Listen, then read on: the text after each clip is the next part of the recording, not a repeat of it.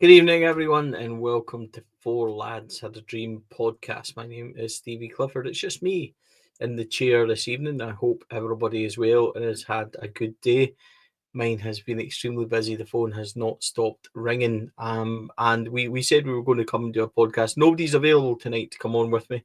Kenny and I will be back tomorrow evening. So I hope nobody minds the fact that it's just myself. I'm going to try and do as much as I can to bring you up to speed with the official word from the club and basically everything that's been said today. So I hope everybody is well. My Tuesday started off with multiple text messages saying that there was a press conference arranged and that it was Russell Martin along with Stephen Naismith and Stephen Davis. We would later learn, as I said at the time, that was completely untrue. And we quickly figured that out. So that was a nice start to the day. Once we had managed to do that and get over that, and we knew that was fake, we thought, well, okay, that was fine. But it turns out that Fabrizio Romano had other ideas, which we'll get on to. So, look, just there's a lot of things happening in the comments. I'm the only one here, so I'm going to try and do the best I can. Raymond Clark, thank you for gifting 5 Four Lads Had a Dream memberships to the podcast. Also, Ancelotti Express Choo Choo gifted 1 Four Lads Had a Dream membership as well. We also have new members. Tony Voni Tidmar, which is a very nice name as well, and Raymond Clark have become new members as well. So I'm going to do my very best this evening just to bring you up to date. So Fabrizio Romano spoke this morning. We know Fabrizio Romano, one of the best reporters and journalists going. He said, Rangers are closing in on the appointment of Russell Martin as new head coach. Former Southampton manager has already accepted the project, ready for the new chapter. That happened this morning at 11:09. Very quickly, the word from the club was that wasn't true. That any talk of any choices being made is premature, and that interviews and the process is still ongoing. That is basically where it is officially. There is no update. There is no official word on anything. There has been a lot of rumour and counter rumour. The email that you've seen going about from head of comms, Greg Mayer, is completely false. It is not real. And that is the official word. Rangers say they're still talking to candidates. Whether you believe that or not is up to you. What we will say is this was reported on Rangers News, and I know it to be fact as well, that sources close to David Ancelotti's camp stress the Italian has not been told he's out of the running, and they're expecting further talks this week. There's further talks with Russell Martin this week. There's further talks with others this week. So that is exactly where we officially are.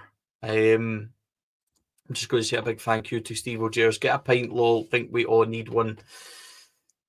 I don't drink, so I've got some nice water here. However, thank you everybody for watching, and your support is really good. So that is where we are with it. It led me down a bit of a dark hole today, in terms of looking at, right, okay, if it is Russell Martin, what are we going to do? Because it was followed up. Sky Sports reported on it. The Sun had an exclusive reported on it as well. So that's the thing. What are we getting with Russell Martin? So I went in and I had a looked at some of his record, looked at some of his percentages and stuff like that, and it is what it is. He's managed 252 games, won 99, drew 60 and lost 93, an overall win rate of 39.29. His goals scored and conceded are more or less the same, 360 odd. His win percentages are all pretty low. 37.5, 36.6, and 45% with Southampton. This is the biggest thing I've got. The biggest issue I've got is that he plays a philosophy and he has a certain style which really worries me. I've spoken about it before. It's possession based, and in Scotland, I don't think possession really works. And the reason I don't think it works is, and I'm going to throw some things at you as examples. And even if you really want to look at it, and we don't care about other teams in that, I get that. But if you looked at the Scottish Cup final, Celtic's percentage record was they had 85% of the ball and Aberdeen had 15. I don't think in Scotland it works because other teams in Scotland are really happy for you to have the ball and be able to advance and attack, etc. So that's a big concern to me. When he talks about, he said in a press conference, this talk of Plan B, I don't understand what it means. It gets thrown at us all the time. Fundamentally, I believe the game should be played in a certain way. We win 8 out of 11 playing the same way. No one talks about style of play. You win 8 out of 11 at Rangers, it's a full-blown catastrophe, and we're 9 points behind. So that's my problem. All of a sudden, you need a plan B. No, you need to get better at what you do. Being better at being us, an identity we want to have as a football club. Otherwise, you're completely outcome-based and every result changes how you feel. So it goes back to what I was saying. Russell Martin does have the plus points in it is that he does have managerial experience. He does have it over the course of various different clubs. I think 4 different clubs we talked about there. And he does have that experience of being a Rangers player and should understand what it's about. My biggest worry remains, just as I said above, that we have seen this style of football not working before. Thank you, Darren, for supporting us and becoming a YouTube member. I really, really appreciate it. Russell Martin, to me, it's a whole lot of red flags. That's my biggest issue. And it will become, what I worry about it becoming is the horseshoe effect. Stephen Naismith spoke about him, and I'll try and bring up these comments. I had it yesterday, and I spoke about it yesterday. So I'll try and bring up what Stephen Naismith said about him, just to add a wee bit of balance. Excuse me, just while I find my notes. As you can imagine, the chat has been busy. Here it is. If you're asking me, can his system work in Scotland? I think it certainly can. He can cause teams loads of problems. At his previous clubs like MK Dons and Swansea, they had between 70 and 80% possession. He understands that you need to win at Rangers, and that's all that matters. And I think Russell could implement it fairly quickly. I'm very sure of that. The best example of that is Postecoglou at Celtic. It took him 3 or 4 months, but within that time, he had a well-oiled machine and players who understood exactly what they had to do and what was expected. So I think Russell can do that too.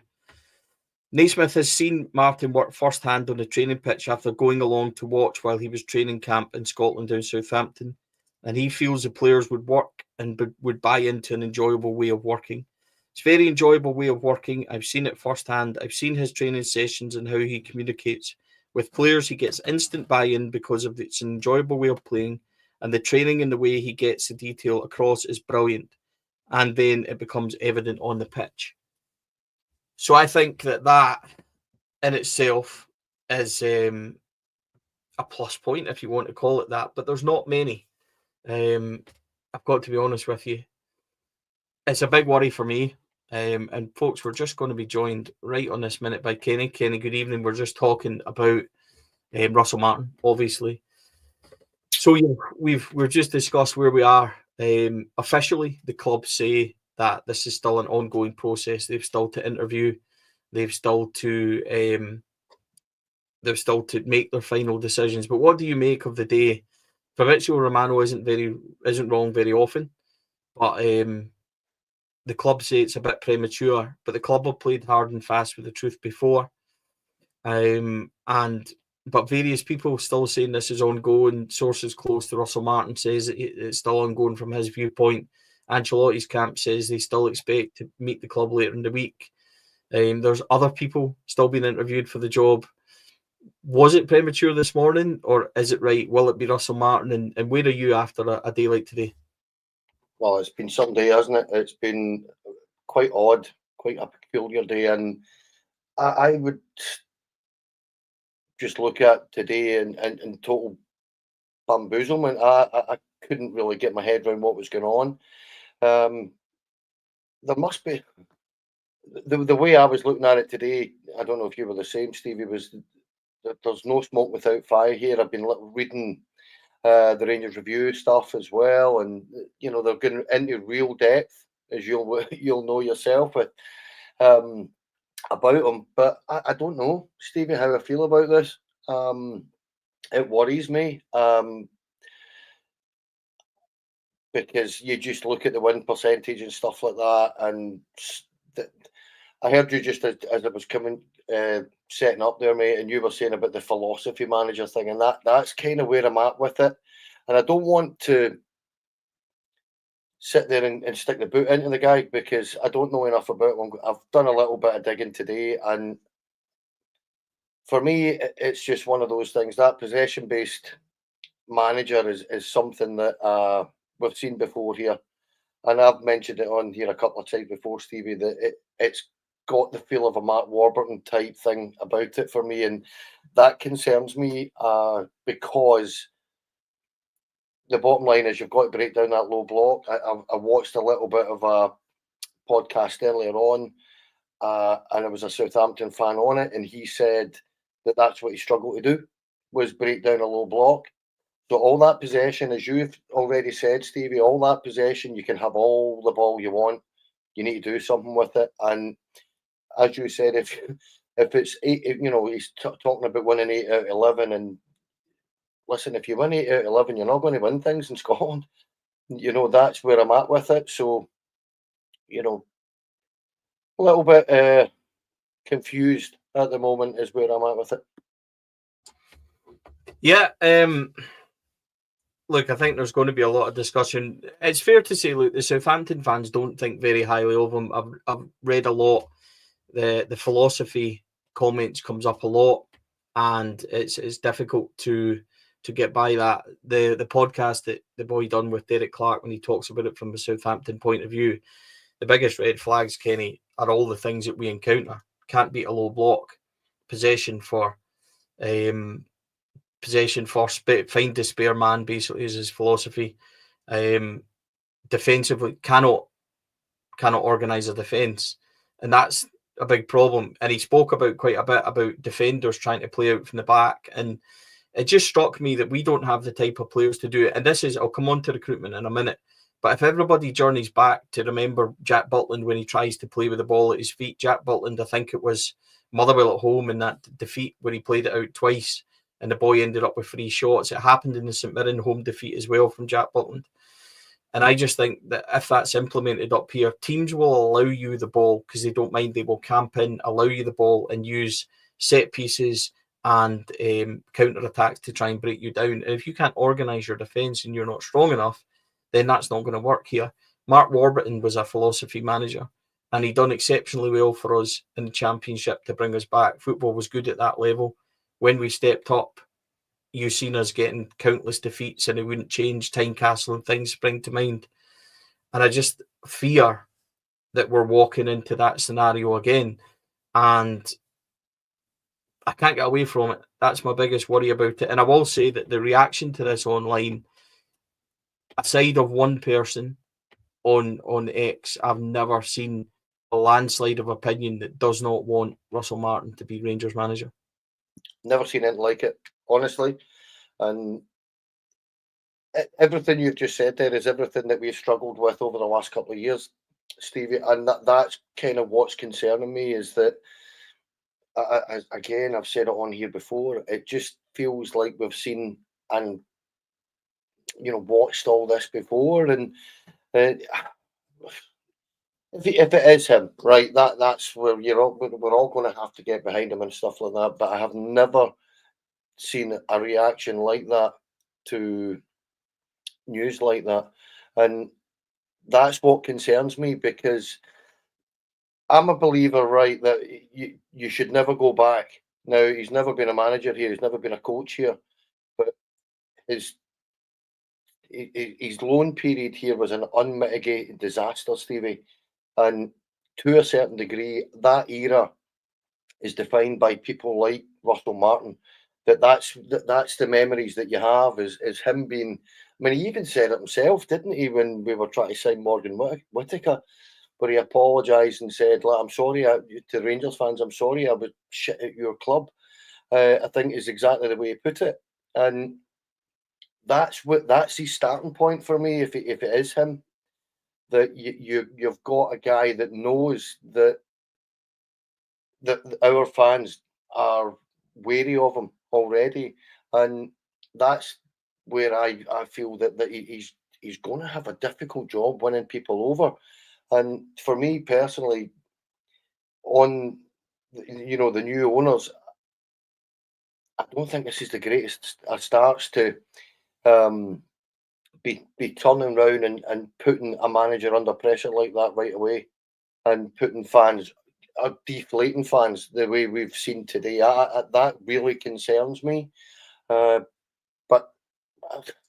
See, on I, that, I'm going yeah, to interject a wee bit on that. There's another way to look at it, and that is that the owners have came in, and Kevin Thelwell won't be swayed by fan opinion if it turns out to be this way. And I kind of like that, because let's be honest, the fans were swayed, or the board were swayed by Beale, by Van Bronckhorst, certainly by, I'm not sure that Clement was the same, but at that point, to get Beale out, to get Beale in, to get Gio in, to get Gio out, it all happened, and it was all reactive to what the fans were doing. And we need owners that are going to block out absolutely everything and stick to what they want and what they know.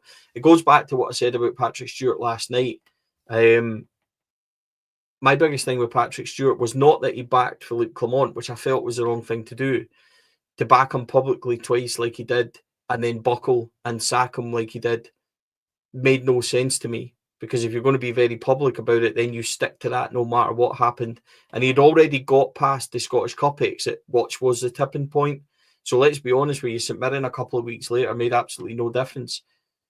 That was my issue with Patrick Stewart. If we're getting new owners in that are just basically like, we're going to do it because we feel it's true, not because of the voice from the stands and the fans, then there's a lot to be admirable about that, in my opinion, because they'll live and die by those decisions, Kenny. So if they're aware of it, and they will be, then, and they're still going ahead with it, that's the thing for me. But what doesn't make sense for me is, and here's my viewpoint on it as well, is that, Purdy, Thelwell, etc., would have worked with Ancelotti. They wanted Ancelotti at Everton to replace the outgoing manager at the time a couple of years ago, and everything pointed towards Ancelotti. Now, Ancelotti's people are still saying that they're in for interviews and this will ongoing later in the week.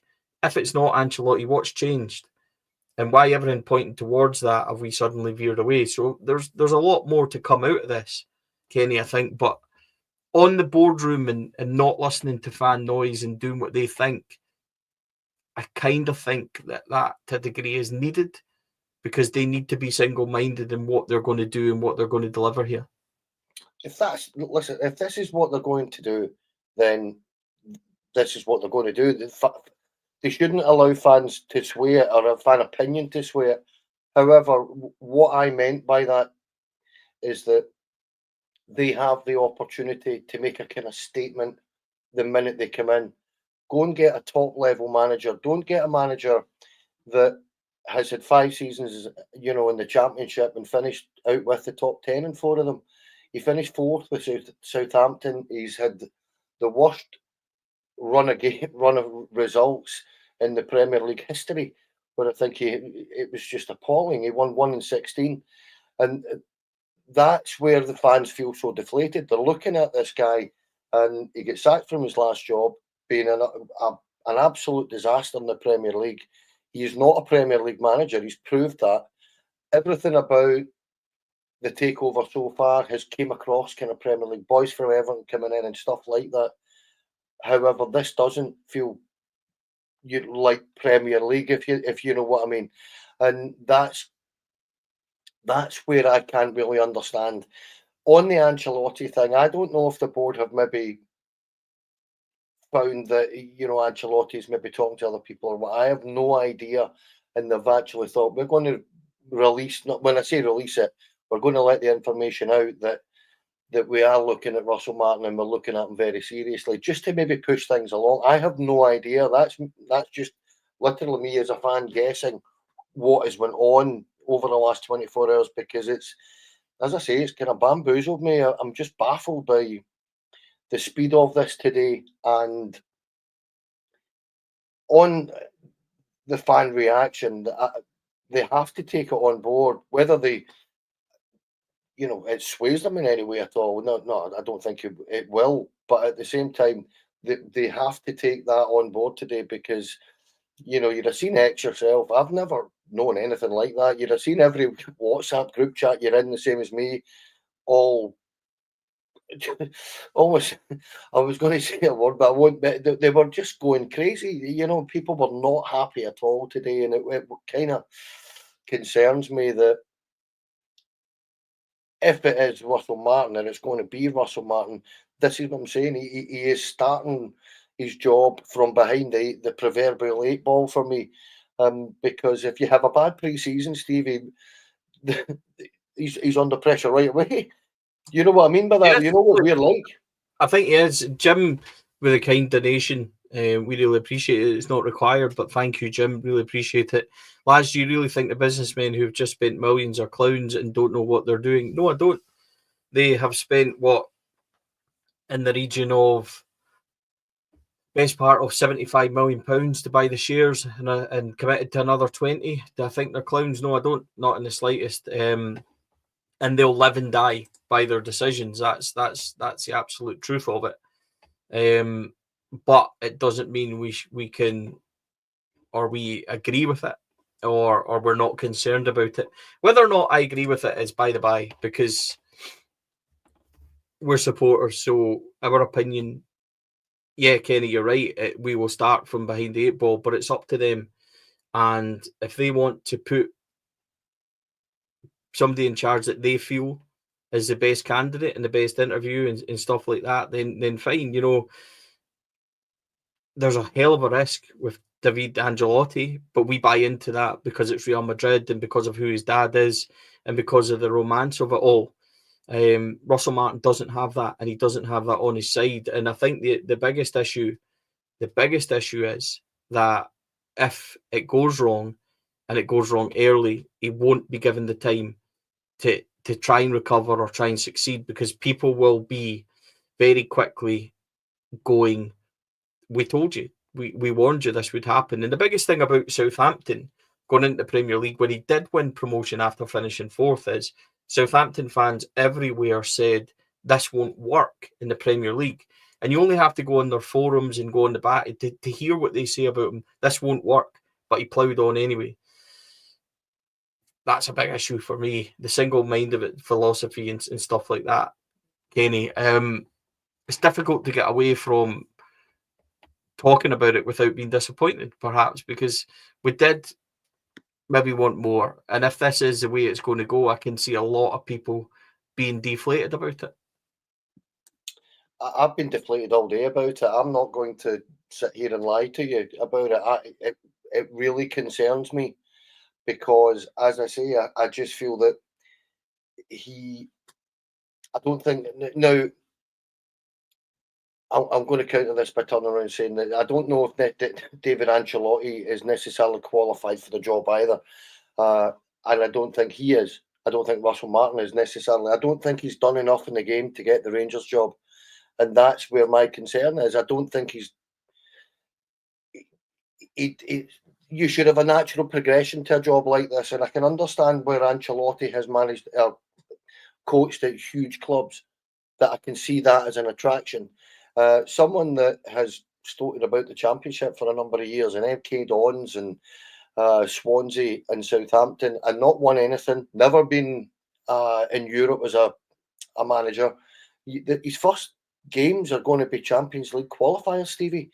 And that this is where it's kind of freaking me out a little bit, because I just don't get it. I just don't get where this is coming from. But in reply to Jim's question, do they know what they're doing? Of course they know what they're doing. And you would maybe be able to say this better than me, Stevie, but the fact that the information is getting out that he's interviewed very well, he's had 3 interviews and all this, that's coming from somewhere. So there is a definite situation here where somebody's leaking this information, whoever that may be, I don't know, but that is coming out, Stevie. Kenny, the guy pulled Lucy Pinder. He's obviously going to be smooth. You know what I mean? He's obviously going to be good in interviews. He's obviously going to be a good talker. You know what I mean? None of that should be a surprise. But Pedro Caixinha, Paul Le Guen, etc., were all wonderful interviews. Yeah, and look at them as managers for Rangers. They unmitigated disasters, and this is my concern that you know it's the definition of madness, mate. It is making the same mistake over and over again and thinking you're going to get a different result. It really is, and we have watched possession-based managers fail over and over and over again at our football club. And yeah, I've heard all this, and I've guys that know far more about football than me, and analyze these things to the nth degree, all turn and say he actually might be a really good fit here. Yeah, but you could say the same about Mark Warburton and Gio and Philip Clement. These guys had a track record of ball possession, and they didn't work. And that's where I actually ended up, because you were saying you're coming on, and I thought I'm just going to go and set up and come on, because I'm actually just as more interested to see what the comments are like, because I just don't know how to take this today. I'm genuinely, having had that weekend where we've all been flying, to get that today, I was like, whoa, crashed right back down to earth, and not really knowing what to do with this information, if you know what I mean. I just don't know what to make of it at all. Right, listen, I'm quite relaxed with it, and people, we've been going on about this for so long now that there's a part of me that's just make a decision so we can get on with it. And here's the thing: doesn't matter if it's Russell Martin, it doesn't matter if it's Ancelotti, it doesn't matter if it's Marco Rose, it doesn't matter if it's Farioli. Unless we get this recruitment right in this summer and buy good players, not guys that are journeymans, not guys that have failed, not guys that might be good if we can get good players. Unless we get that recruitment right, Kenny, and there's a massive job, by the way, here. So park the manager thing at the side, talk about recruitment for a minute. There's not a position in that team that you can honestly say we don't need to improve on it, whether it's goalkeeper, midfield, defence, midfield, forward line. We need wingers. We need the works. And we need to make sure that the manager, whoever it is, the head coach, whoever it is, has good players. At the moment, we don't have players that are good enough to do that. So put the manager's side for one moment, the head coach to the side. At the moment, we need good players, and this recruitment has to be spot on. It doesn't matter who it is in the dugout, to a degree. Obviously, it does, but to a degree, that's as big as getting recruitment right in the summer. If we don't get this recruitment right in the summer, and we have another summer which we need to then go and correct, we can't afford that. This has to be spot on as much as a head coach's position has to be spot on. Because if they're both wrong, where do we go? Well, I've seen a lot of folks say this online as well today, that recruitment is more important than the coach. And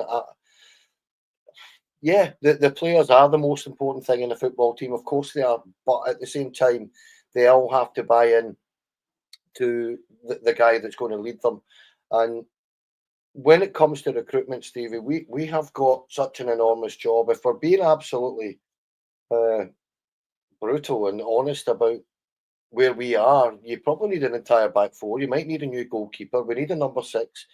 We need wingers on the left hand side, wingers on the right hand side. We need a first choice number 9. We need to stop buying, or signing squad players and actually sign first team players. So you're sitting there in a situation where the overhaul is so drastic that again, this is where I'm coming from, that it is so big, and they have to get that right, and that's coming down to Kevin Thelwell and Dan Purdy, and that's where they might be looking at Russell Martin and saying, whatever he's saying, they know that they can work within the budget that we have to get the players that Russell Martin feels that he wants. I get all this. It still doesn't stop me from thinking,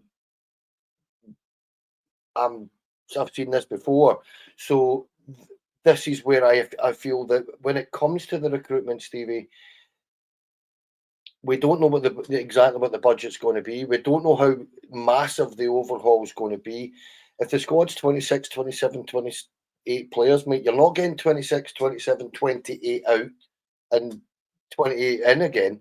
So that's where we kind of feel, if you're looking at 12 in and 12 out, something like that, I think is probably reasonable. Then, yeah, they're going to have to do one hell of a job, Stevie, to get this right with a coach that people are, dubious about, and get this working almost in the get-go, because that's where I feel that you can't build a team over a pre-season. It's going to take months. Do you know what I mean by this? It's not going to click instantly. And bringing a guy in to deal with all these new players, and you're not going to get instant results, perhaps, where at this minute in time, Rangers do need to get instant results. Rangers always need to get instant results, but they're definitely going to need to get instant results if it's a guy that they bring in as a first team head coach that not a lot is want to see here. And that's the brutal honesty of it. We will try and get some questions if members want to get questions in. We will take them now. We've been talking 30 minutes or so. Well, I have. Kenny turned up for about 10 minutes or so, part-timer. Really kidding, mate. 7,000 people watching this is quite incredible. Thank you to Waterboot, who again, another donation to the channel. Much, much appreciated. Very underwhelming and disappointing if true. I will say that the majority of the comments I'm trying to read, there's been so many, are feeling the exact same way. So can't really say much more than that for us, Kenny, really. We'll wait for questions to come in. What does your gut say, Stevie? It's quite considerable. What does it say? It says that there's no smoke without fire. I think that today was probably a bit premature, but it doesn't mean it's wrong. It doesn't mean that come Wednesday, Thursday, Friday, whenever this will come out, that it won't be true. I think that he's obviously very well in the running. My gut is that if it is him, I would get behind him 100%, like I would Ancelotti or Farioli, but he's not the exciting choice for me. Farioli would be the exciting choice for me. I said last week that he was a game changer if that was very possible. Ancelotti remains attractive because he's got that quality behind him and that excitement in terms of what he's done and what he's achieved in the game, but he's never managed. And that's a huge gamble as well. So that's basically it. I wouldn't be surprised now if it's Russell Martin in the slightest.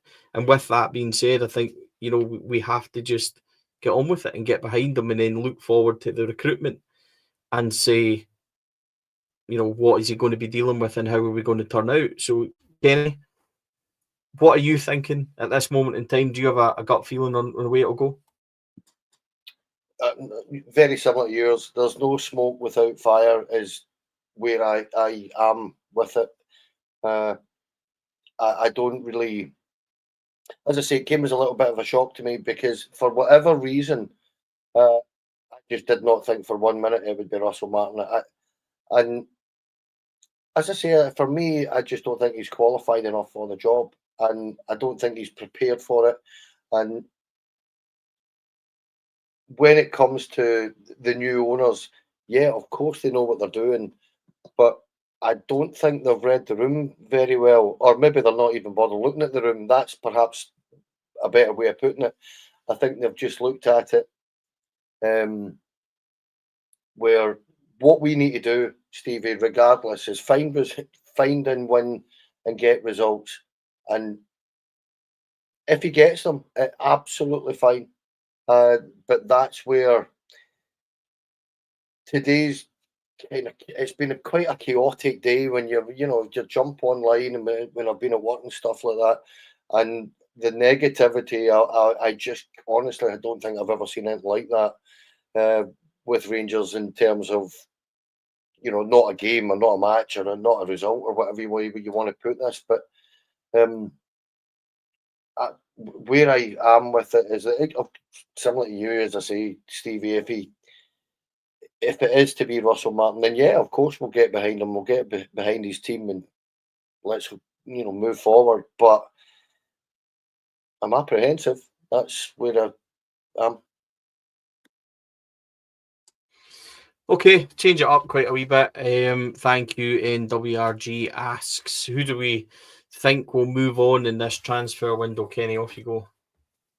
Be easier to say who do you think will stay, possibly, but it's a big question. Realistically, where do you think we'll go? Who do you think moves on this transfer window? I've got a funny feeling Jack Butland might move on. If he's not guaranteed the first team, I think he'll move on. Yilmaz will move on. Robin Proper will move on. If Nico Raskin doesn't sign a new deal, I think he'll move on. If Mo Diamande fancies that move, he'll move on. I think Cyril Dessers will move on. Umpteen squad players will move on. I think you'll find a massive, massive overhaul. It wouldn't surprise me, as I say, if as many as 10, 12, 13, 14 players that are still there get pushed out the door if it's at all possible. And that way they can start afresh and look to the future. But you're right, it's probably more a case of saying who do you want to stay? And I would be saying that I would keep John Souttar, I would keep young boy Enciala. Excuse me. I'd like to keep Nico Raskin. I'd like to keep Diamande. I'd like to keep Hamza Igaman. I'd probably like to keep young Danny Danilo because if you can get that boy fit, there's definitely a player in there. And from there, who knows? I think quite simply for me, who do I think will move on? I think it's fair game for absolutely everyone. I think you've got certainties like Ben Davies, Cifuentes, Kieran Dibble, Rabbi Matondo are the ones that you would want to move on who have clearly got no future at the football club. I think then Nadim Bayrami, potentially Robin Proper. You look maybe at these guys as moving on as well, available for loans, Clinton Enciala, and then the first team. There's players in that first team that most likely will be available as well. Cyril, Yilmaz will have monetary value to them, a bit like Bayrami, a bit like Proper. These are guys I think that will be interesting. It's about getting the right price for them and putting them back out. I don't think they have a future at the club. Cyril certainly does. I wouldn't put him in that bracket because he's available. He goes around his work all the time. He's banged in 50 goals in 2 years. It's whether or not we decide that now's the real right time to cash in on him because he will have a high monetary value. So that's an interesting scenario. With the games coming early and quick, would they put Cyril out is another thing because he at least knows what's required and things like that. So that might come early. So the biggest question I think when people ask, who do you think will move on in this transfer window, always surrounds James Tavernier. I don't think James Tavernier will move on this summer unless any new manager came in and said, you're no longer my captain and you're no longer part of things. I think James Tavernier will want to finish his career at Rangers. And that's only more personal opinion on it. I think that James Tavernier won't be in any rush to go anywhere. That's not to say that I would have him as first choice right back or anything. I wouldn't. But that's only my opinion on it. Another question here, which I thought was interesting. Stevie, did all this come from Romano's post, as in all the red top jumped in the bandwagon as if it's confirmed? Difficult to say because the Sun have followed this story quite a lot and like Sky Sports, there must be a reason for them to do this. I can only tell you what the reaction was, and the reaction was that it was premature. Talks are ongoing, and basically Ancelotti's camp say as reported in the Rangers Review, Ancelotti's camp says that they're expecting further talks later in the week, as is Russell Martin's camp. So did it all come from Romano's post? I'm not sure it came from Romano's post at all, but it's maybe been going there. Don't really know what's happened to make it go there, but that's basically where it is on that. Can I just add to that, Stevie, and say that it wasn't Fabrizio and Romano's post, actually, that I noticed that it was doing the rounds for a couple of hours before he even tweeted about it. So, but from there, it just went absolutely pronto. Yeah, there was that rumour. There was a rumour this morning. Yeah. Paul Victor asked, Stevie, are the 49ers and Stuyson using the Moneyball approach and basing everything on stats? Can't compare English Championship possession stats to SPFL. If they were basing it on stats with his win percentages and things, I don't see how that would work. I don't see how that would be attractive as a potential thing, Kenny, because Clement had the majority of possession in every game. Beale and Gio certainly had the majority of possession in every game. But as I said to you, and before you came on, I highlighted, and it's maybe not something that people want to highlight, but Celtic had 85% of the possession in the Scottish Cup final. Possession doesn't win you football games, especially in Scotland. And if it won you games in the Championship, Southampton would have won that league and not finished fourth. Not a criticism because they did go up, but you listen to what their fans say, that sometimes it was possession for possession's sake, or that's how it appeared. So it's a difficult one to say that stats had much to do with it, Kenny. The Moneyball thing is, it works very well in certain places, and the bigger the club, the less likely you are to see it, I think. And that's where whatever, I'll rephrase this, right? Russell Martin was on Monday Night Football a few weeks ago, about 6 or 7 weeks ago, and he came across absolutely brilliantly. So, the way he talks about football, he comes across very, very well. So, for me, it's probably not so much that. It's probably more about what he's said and the way he's came across in the interview process. However, that's all good and well, but that still doesn't kind of alter the fact that when you analyze all the candidates that they've been looking at, he's the one that's kind of out there as this philosophy type of guy, and that's where I can't really understand. He doesn't fit the same pattern of what they've been looking at. Is what the way I'm trying to put this. I'm going a long-winded way about it, but that's what I would say when you actually analyse the candidates that they've interviewed or have been linked to it. He's the kind of standout out there on his own, kind of unusual candidate. In regard to the stats, are appalling. Actually, Stevie, when you look at it to try and get a Rangers manager, they are. Yeah, it's a long way from having to have success behind you and a proven track record, that's for sure. Dana Life asks again, who is in goals for you lads next season? Spoke about this before. If there's interest in Jack Butland and if a bid comes in for Jack Butland that's acceptable, then I would accept it. I think there's so much water under the bridge for Jack Butland that it's difficult for the fans to trust him again. Listening to Southampton fans today when they were talking about philosophy football from Russell Martin being playing it out the back and things, I don't think Butland is the best at his feet.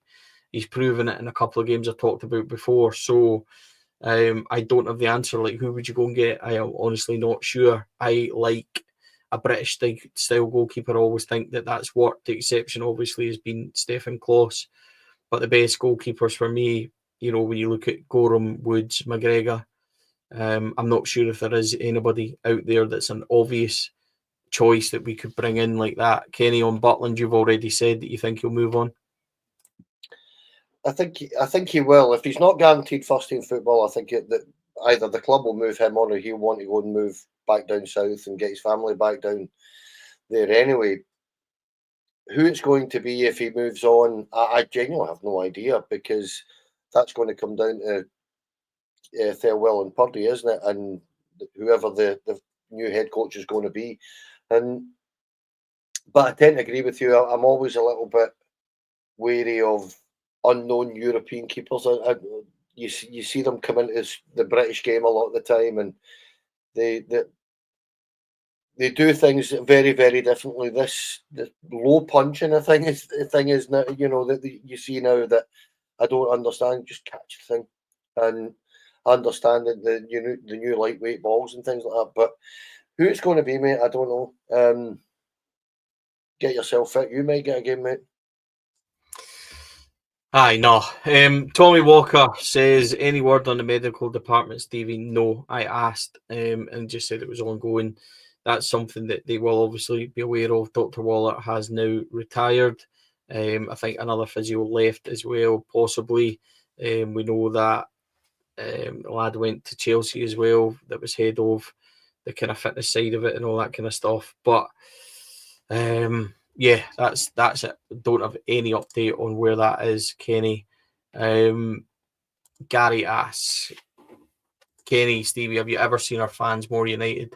As a huge no to Russell Martin. This is probably similar to the level of when Frank Lampard was set to be announced, or the very big story broke. I don't know if you remember, it was all over the internet, it was all over the forums that Frank Lampard was our next manager.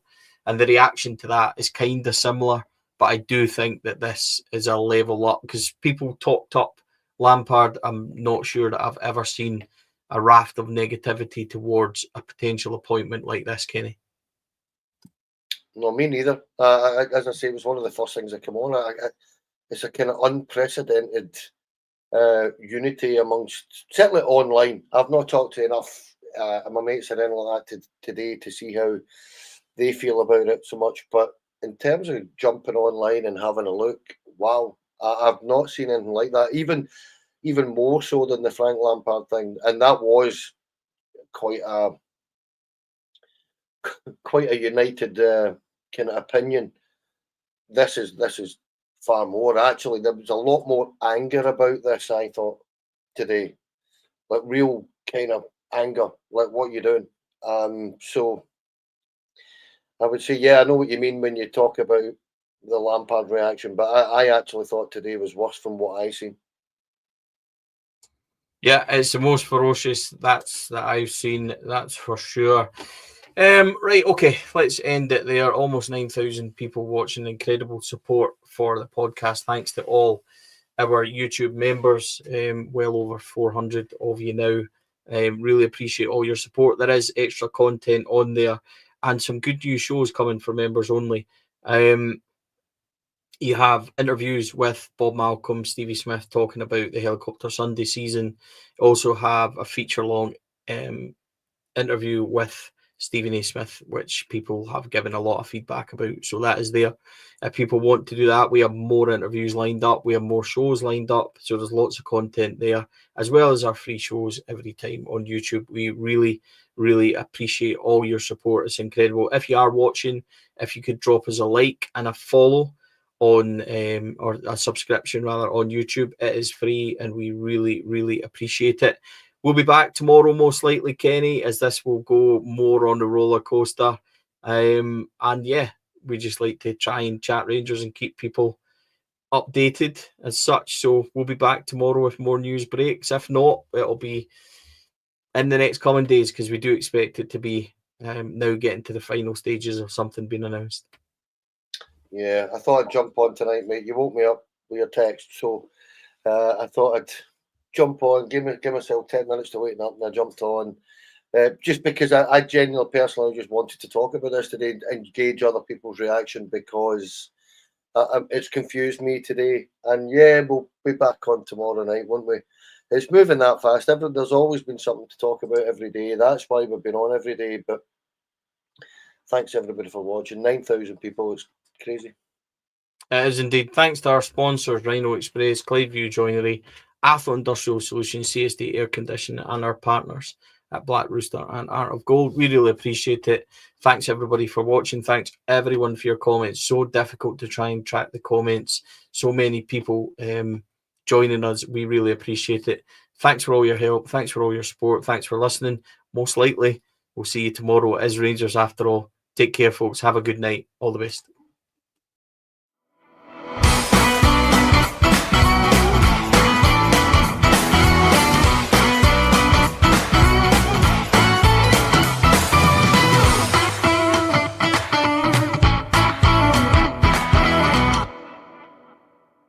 The Four Lads podcast is sponsored by Rhino Express, Clydeview Joinery, Athol Industrial Solutions Limited, and CSD Air Conditioning, in partnership with Black Rooster and Art of Gold.